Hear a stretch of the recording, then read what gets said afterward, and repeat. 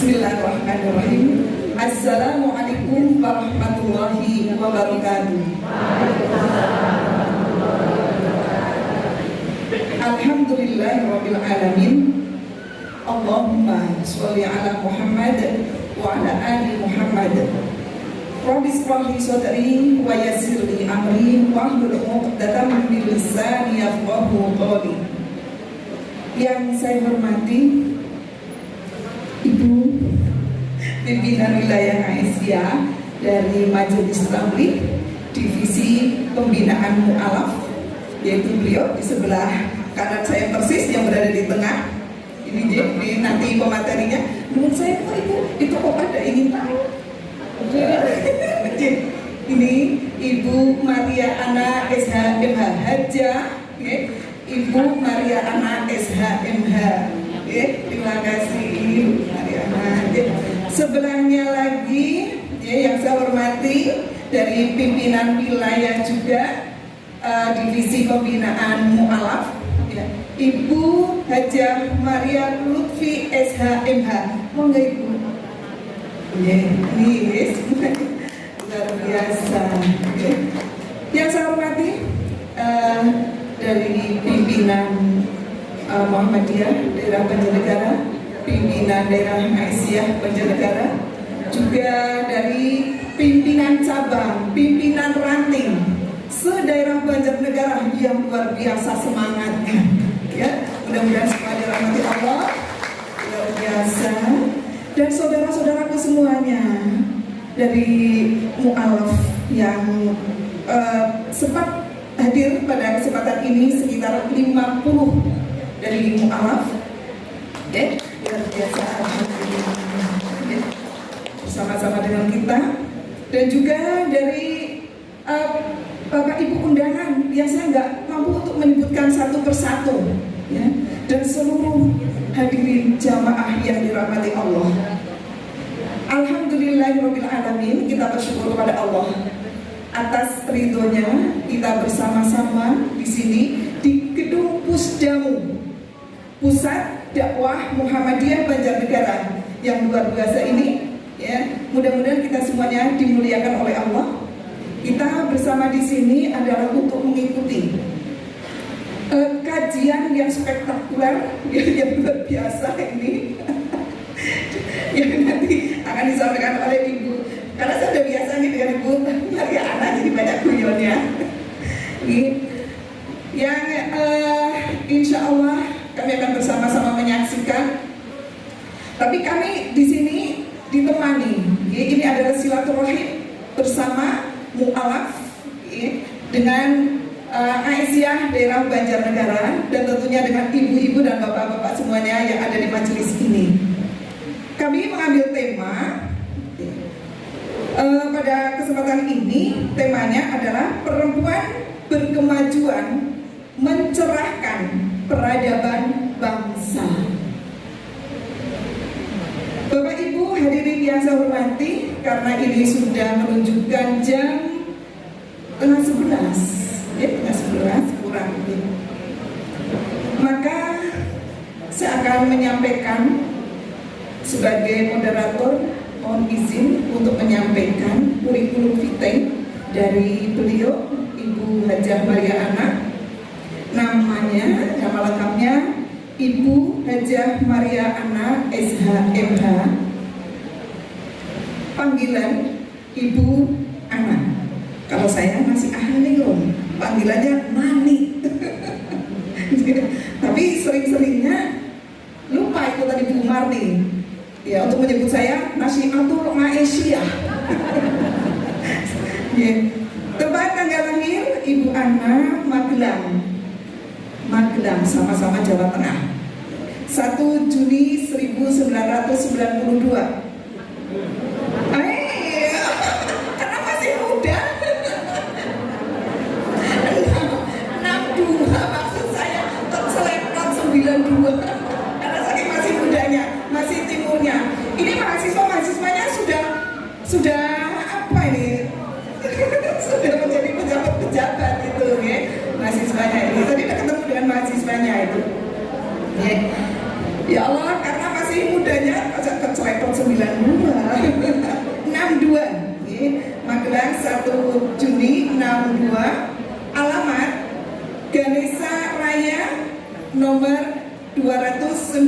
29B Perung ke Kancang Mukti, Pedurungan Tengah, Semarang. Nomor HP, betul, barangkali mau dicatat, 081 805 829 734. Instansi atau kantor sekarang adalah berada ini sebagai dosen jadi di Fakultas Syariah dan Hukum Universitas Islam Negeri Wali Songo Semarang. Ya, ini sebagai dosen di sana. Riwayat pendidikan SD Katolik, SMP Katolik, SMA Katolik. S1-nya di Fakultas Hukum Undip, S2-nya Magister Ilmu Hukum Undip Semarang. Aktivitas organisasi sebagai Ketua Divisi Pembinaan Mu'alaf Majelis Tabligh Pimpinan Wilayah Aisyah Jawa Tengah periode 2015-2023. Jadi makanya saya sama-sama dengan Bu Maria, karena ini ya ini satu di Majelis Tabligh gitu, jadi sudah biasa ketemu. Aktivitas berikutnya adalah sebagai Ketua Mu'alaf Center Aisyah atau MCA tahun 2018 sampai 2022. Moto hidup lillah billah illallah. Luar biasa. Yuk berikan tepuk tangan yang luar biasa untuk Bu Ana. Bapak Ibu hadirin yang saya hormati, mari pengajian ini kita buka sesi ini dengan membaca bacaan basmalah bersama-sama. Bismillahirrahmanirrahim. Sebelum saya sampaikan ke Bu Ana bahwa sesi ini nanti ada kajiannya yang disampaikan oleh Bu Ana, terus nanti ada dialognya, ya, ada testimoninya, itu, terus yang terakhir adalah rencana tindak lanjut dari kegiatan ini. Itu Bu. Ya. Untuk itu kami serahkan sepenuhnya waktu dan tempat kepada Ibu Ana. Terima kasih. Assalamualaikum warahmatullahi wabarakatuh. Rasanya kok masih kurang. Satu kali lagi ya. Assalamualaikum warahmatullahi wabarakatuh. Waalaikumsalam warahmatullahi wabarakatuh. Alhamdulillah wa syukurillah wa sholatu wassalamu ala rasulillah wa ala alihi wa sahbihi ajma'in, amma ba'du. Kira-kira saya enaknya duduk saja ya Bu ya? Nggak kelihatan. Ini kursinya mubazir ya? Duduk apa berdiri Bu? Ternyata requestnya berdiri ya Bu. Kalau berdiri saya di kanan atau di tengah atau di kiri? Requestnya tambah lagi. Di sini Bu? Di sini? Iya. Ini yang paling dekat? Iya. Yang paling belakang Bu? Di sini? Apa di sini? Enggak. Ketutupan podium ya. Baiklah Bapak Ibu sekalian, yang saya hormati, yang saya banggakan, mungkin saya tidak bisa menyebut secara lengkap satu persatu. Yang masih saya ingat yaitu Ibu Ketua Pimpinan Daerah Aisyah Banjarnegara, kemudian Bapak Ketua Pimpinan Daerah Muhammadiyah Banjarnegara, kemudian beserta seluruh jajarannya. Kemudian ini di depan saya ada ibu-ibu cantik berkerudung hitam tadi dari Pawara. Nah, saya ingat Pawara, tapi saya mohon maaf tanpa mengurangi rasa hormat, saya belum hafal buku kepanjangannya. Paguyuban Wanita Banjarnegara. Paguyuban Wanita Banjarnegara. Paguyuban Wanita Banjarnegara. Alhamdulillah, tepuk tangan. Dan yang saya banggakan, saudara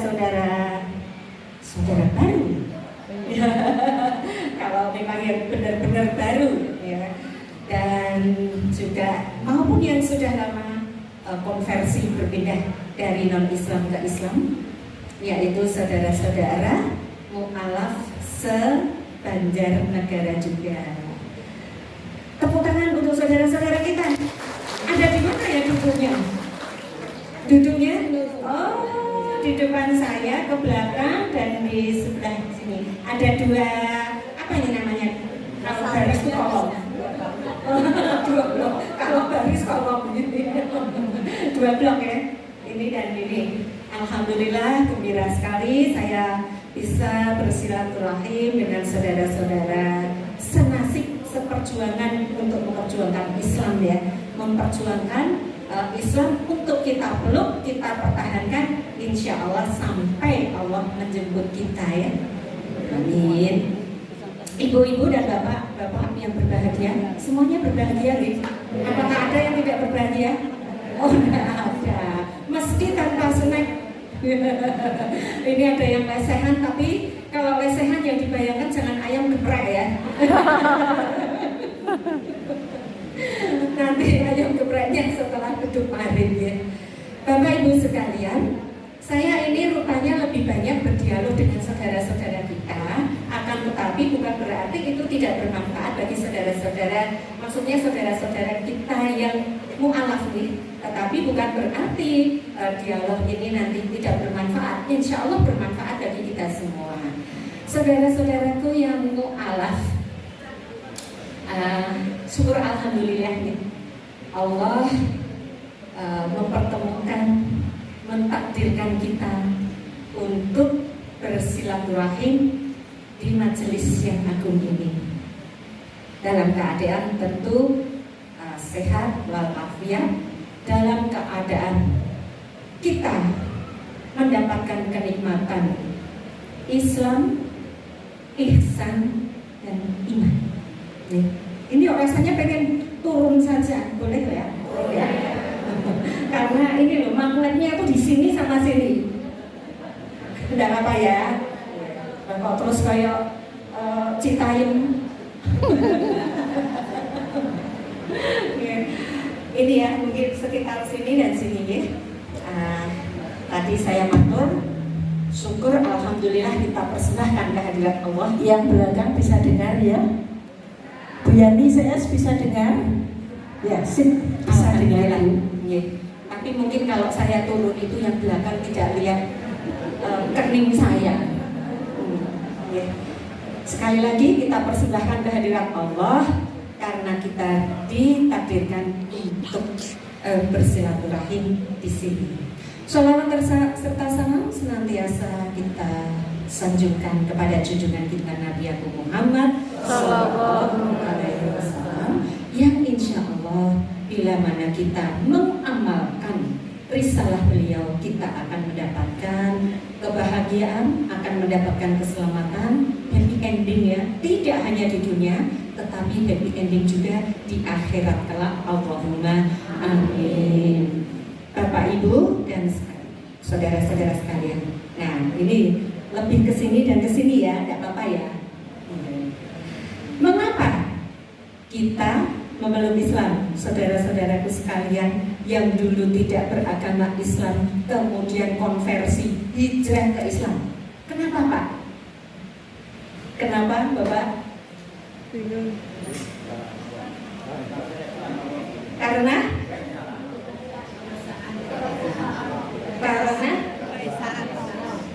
tertarik karena keesaan Allah. Ada yang lain? Karena apa, Dewi? Mana yang Bu Dewi? Oh, ada di sini. Iya, saya tengok di sini.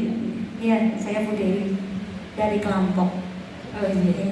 Dulu saya masuk Islam karena badan saya menggigil ketika membaca Yasin terjemahan.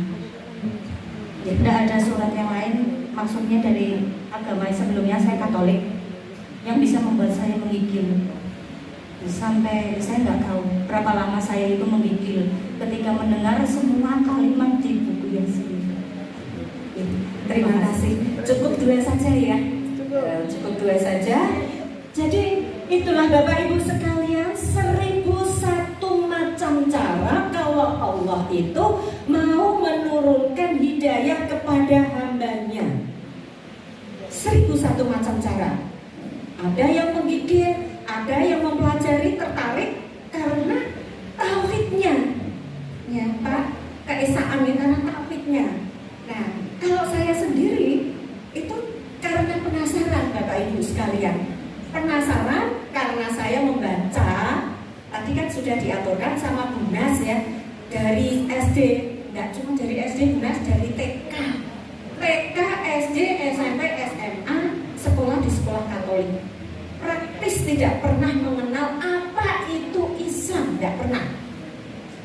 Maksud saya Islam, hakikat Islam yang sebenarnya nih, hakiki. Yang saya pahami, yang saya tangkap dari informasi lingkungan terdekat dari keluarga maupun lingkungan seagama saya waktu itu, Islam kailo. Nah, ya Pak, pasti jawabannya itu.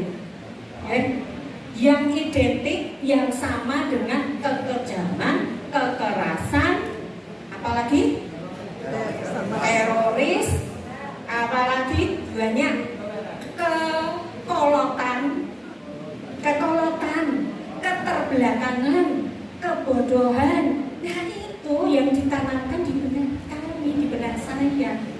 Barulah setelah lulus dari SMA, masuk di Fakultas Hukum Undip mempelajari. Karena tidak ada pilihan untuk menolak. Mau tidak mau saya sebagai mahasiswa Fakultas Hukum harus menempuh mata kuliah Hukum Islam.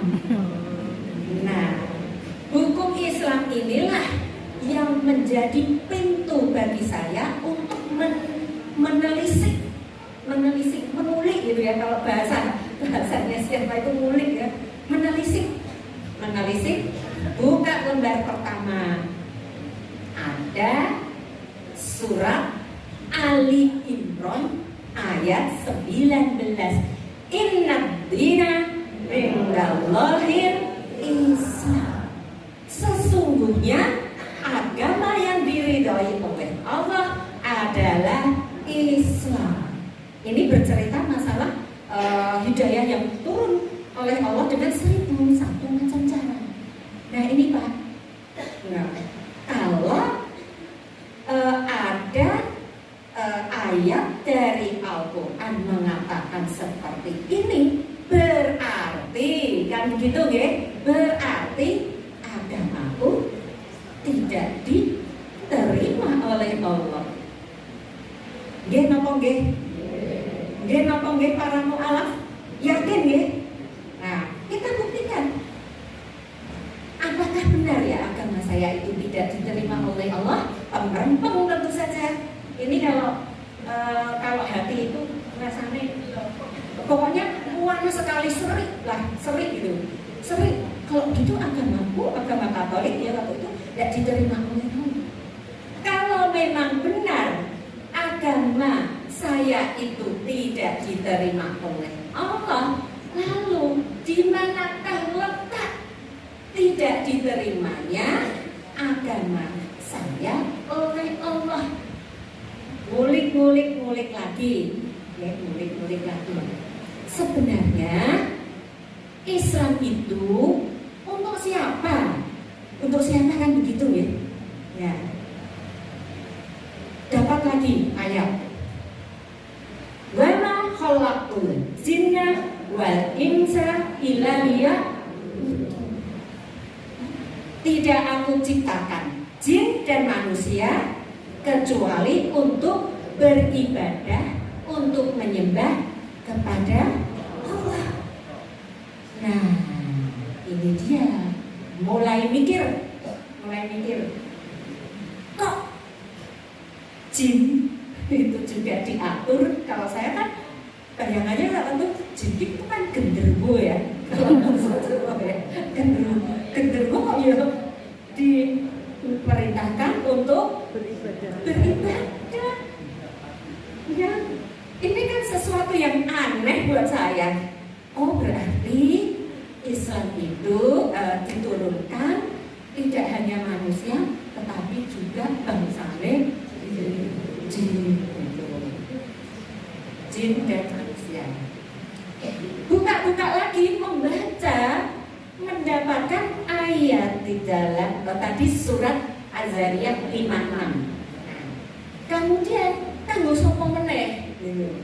Ternyata saya mendapatkan ayat yang berikutnya di dalam Al-Anbiya 107. Wa ma arsalna ka ila rahmatan lil alamin.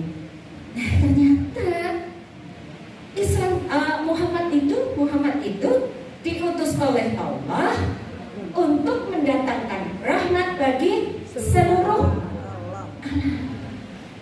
Nah, dapat tiga, kemudian saya membaca kitab saya yang saya anggap suci. Ya memang kami meyakini itu kitab suci. Buka,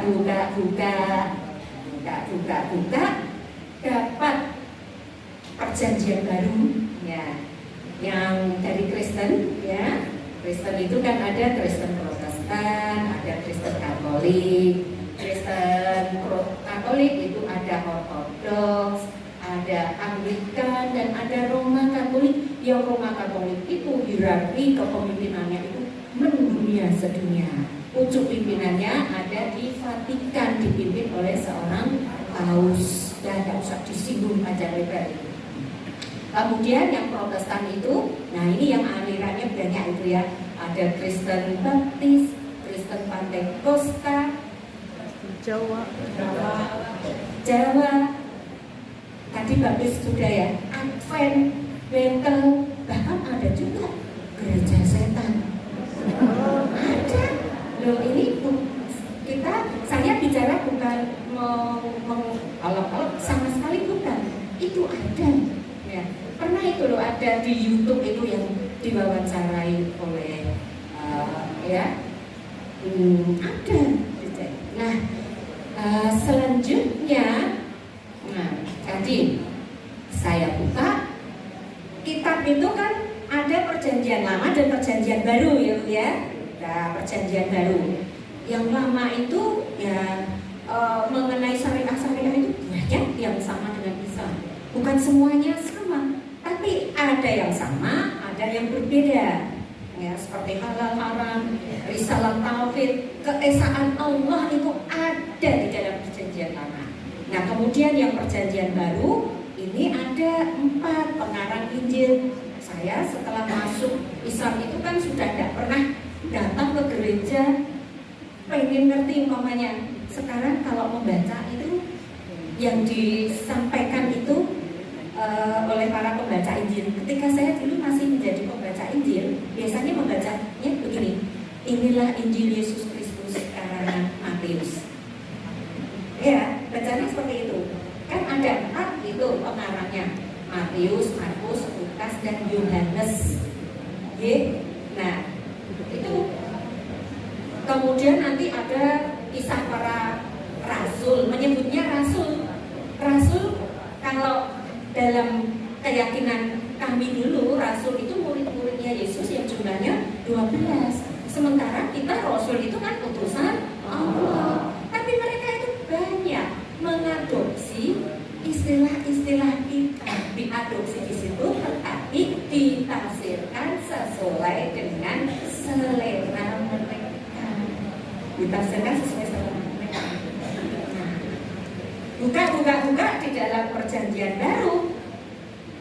Kalau Rasulullah itu diutus ya untuk seluruh jagat raya gitu ya.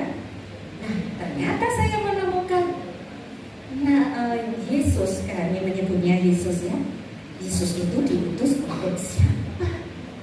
ternyata banyak di dalam surat-surat di Perjanjian Baru menyebutkan. Nah, ceritanya begini, ketika Yesus sedang berdakwah, kalau kita menyebutnya Isa, Yesus sedang berdakwah, usai berdakwah dikejar-kejar oleh seorang ibu, ya, diminta untuk, mungkin ya, untuk menyembuhkan anaknya yang sedang sakit. Nah, juga berdakwah tentunya ya. Apa jawab Yesus? Aku ini tidak diutus kepada yang lain kecuali hanya kepada domba-domba yang sesat di antara Bani Israel.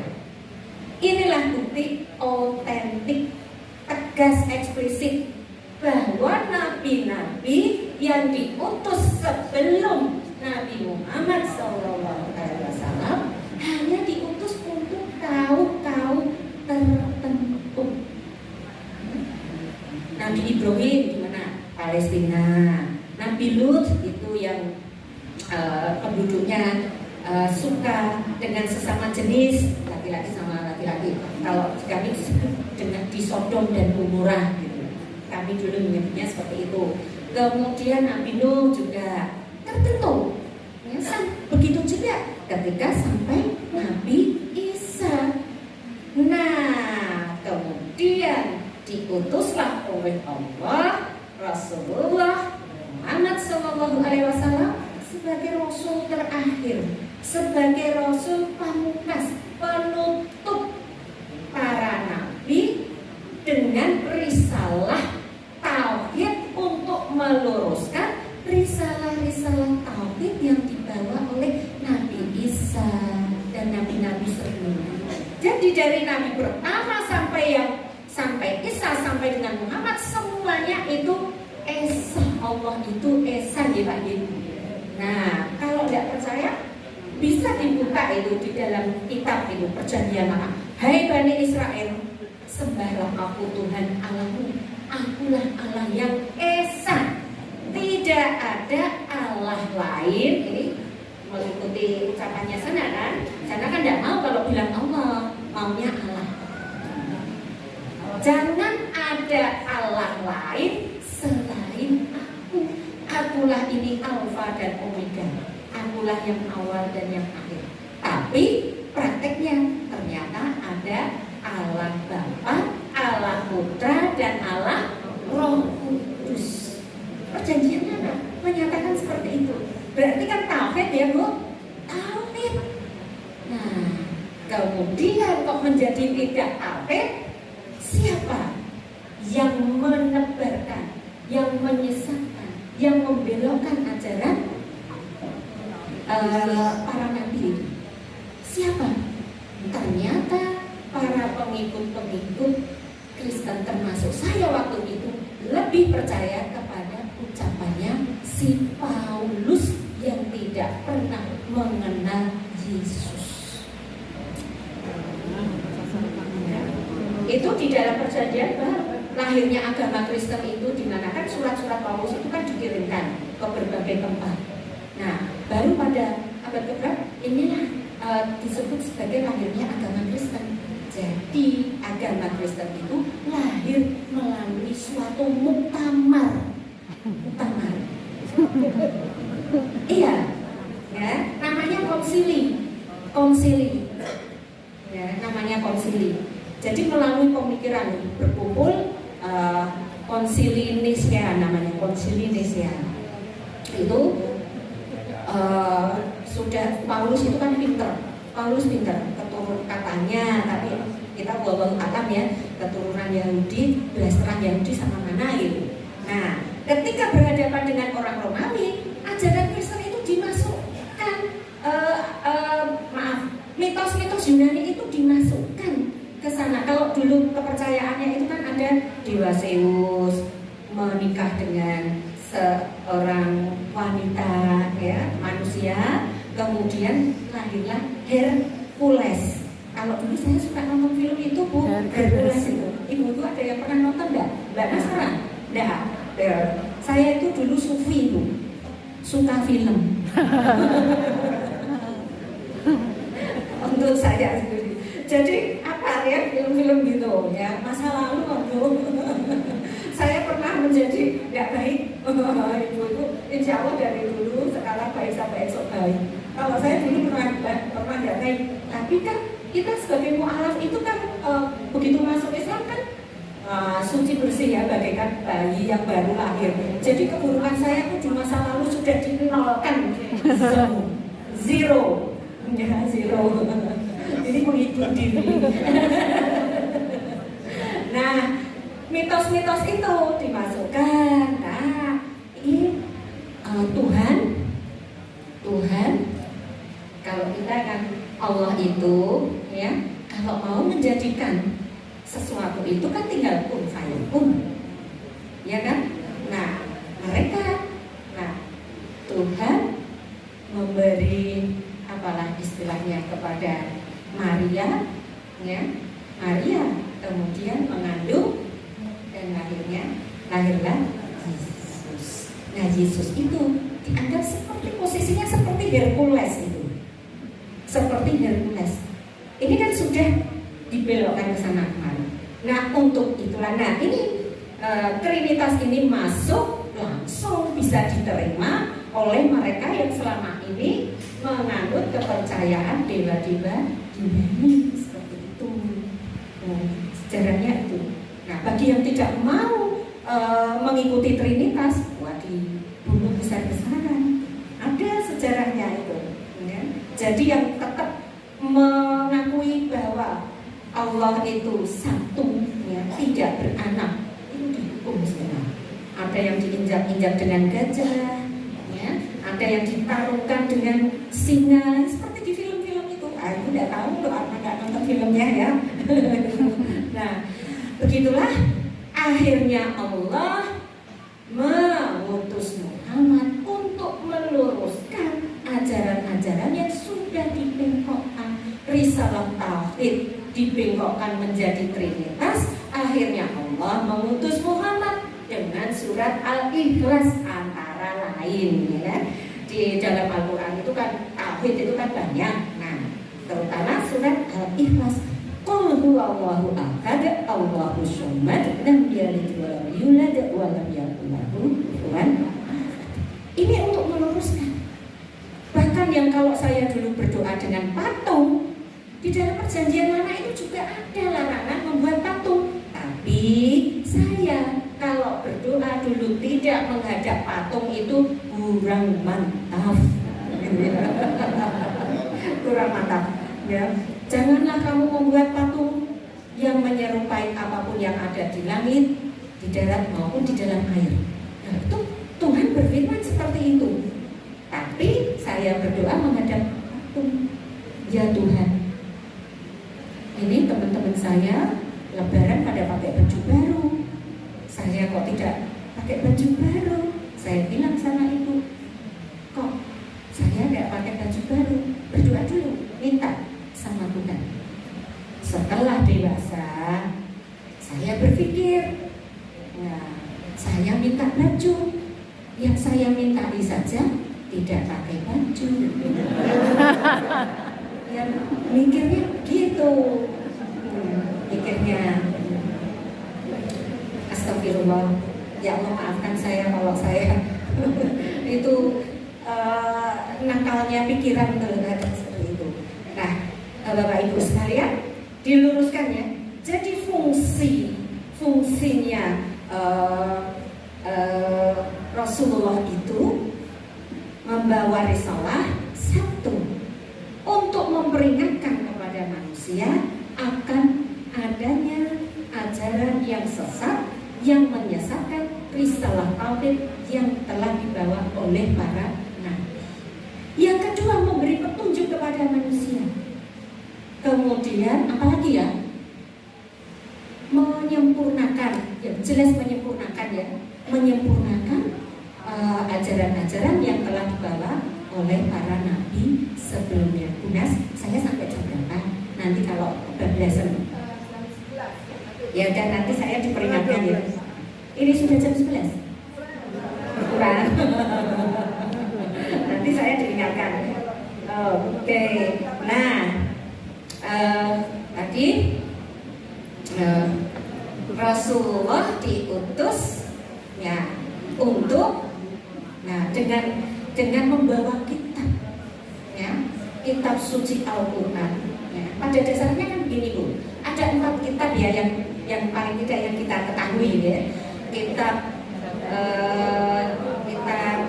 Zabur, Taurat dulu kan Bu, Taurat, Zabur, Injil, Al-Quran.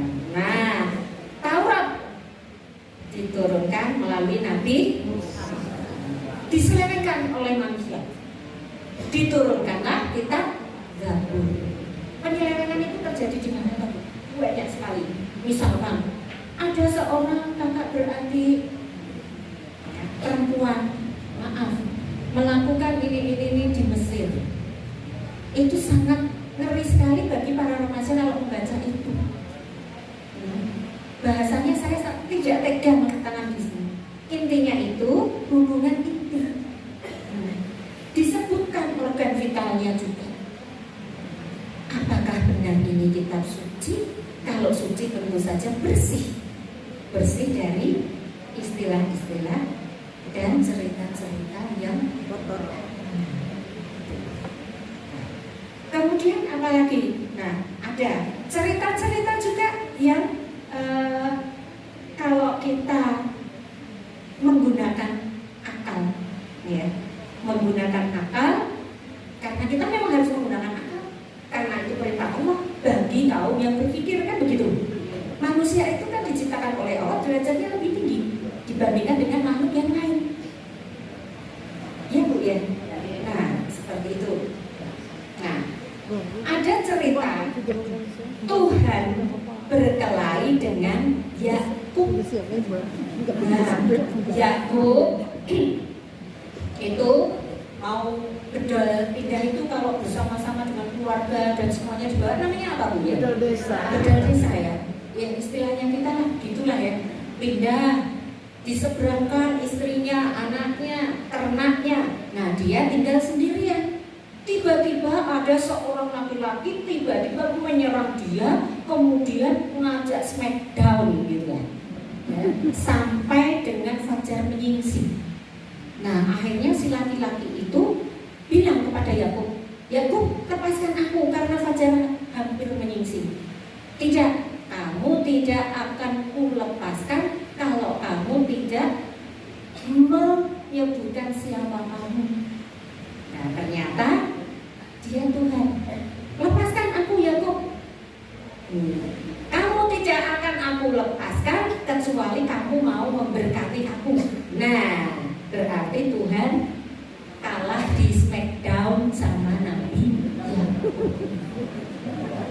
Ya, berkelahi dengan Nabi Yakub dan Tuhan kalah. Ada cerita ini di dalam perjanjian lain.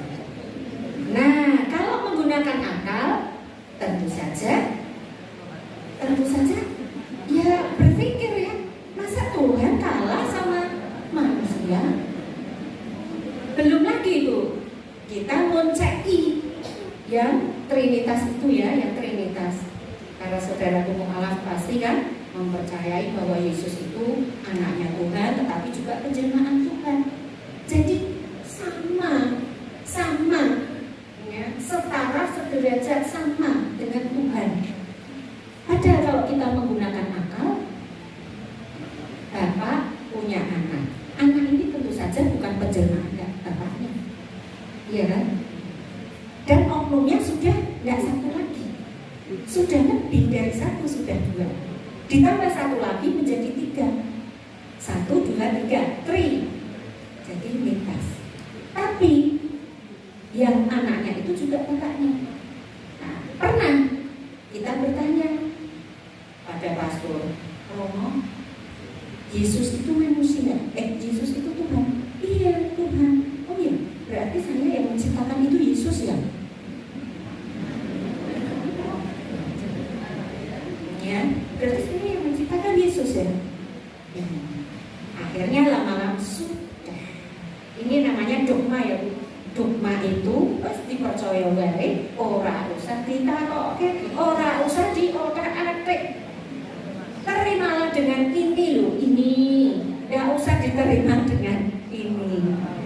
Nah saya nanya, katanya manusia itu ciptaan Tuhan yang mulia, derajatnya lebih tinggi daripada yang bukan manusia.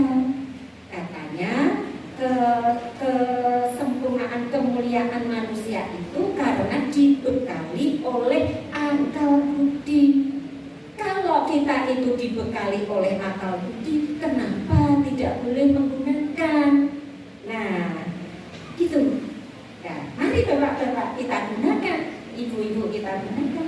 Kalau Yesus itu Tuhan, kenapa ya dibaptis gitu ya di Sungai Yordan gitu ceritanya. Yesus dibaptis di Sungai Yordan. Kemudian ada suara dari langit. Dibaptis kalau waktu Yesus itu tujuannya untuk apa? Tujuannya untuk apa?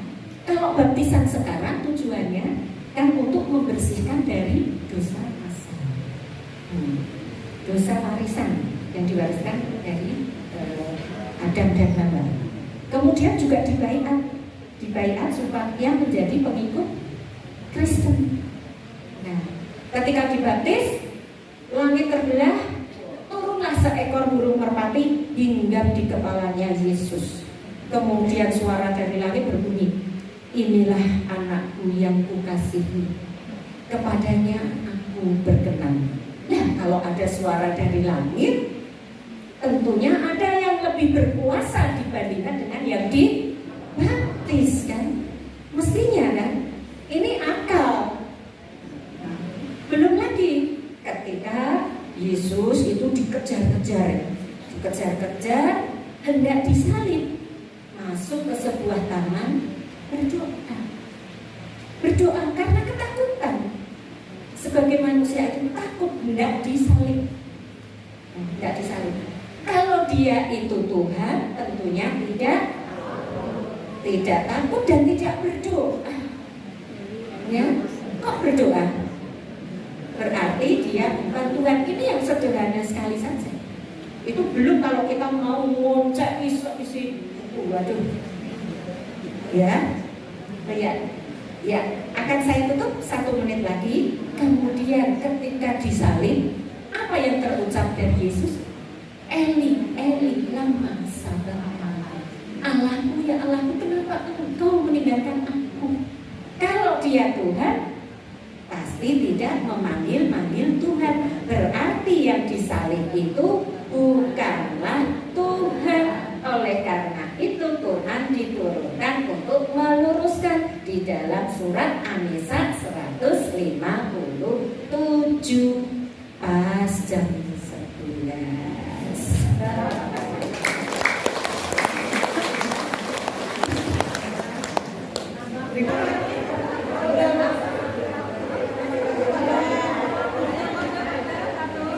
Satu.